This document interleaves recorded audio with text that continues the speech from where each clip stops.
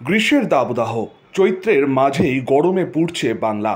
এবার সরকারি হাসপাতালে পাশে দাঁড়ালো পশ্চিমবঙ্গ ল ক্লার্কস অ্যাসোসিয়েশনের দুর্গাপুর শাখা। বৃহস্পতিবার দুর্গাপুর মহকুমা আদালত চত্বরে অনুষ্ঠিত হলো রক্তদান শিবির। রক্তদান শিবিরে রক্তদান করেন আইনজীবী থেকে সাধারণ মানুষ।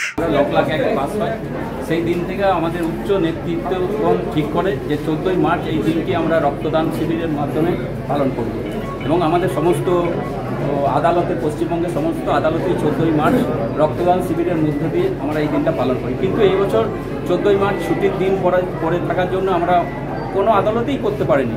তাই কেউ 2 তারিখ, কেউ 3 তারিখ, কেউ 4 তারিখ এপ্রিলের পরপর দিন ধার্য করে করছে। আজ আমরা 3 তারিখ আমরা দুর্গাপুর আদালতে আমরা রক্তদান শিবির করেছি। সনাতন গড়াই, 99 নিউজ বাংলা, দুর্গাপুর।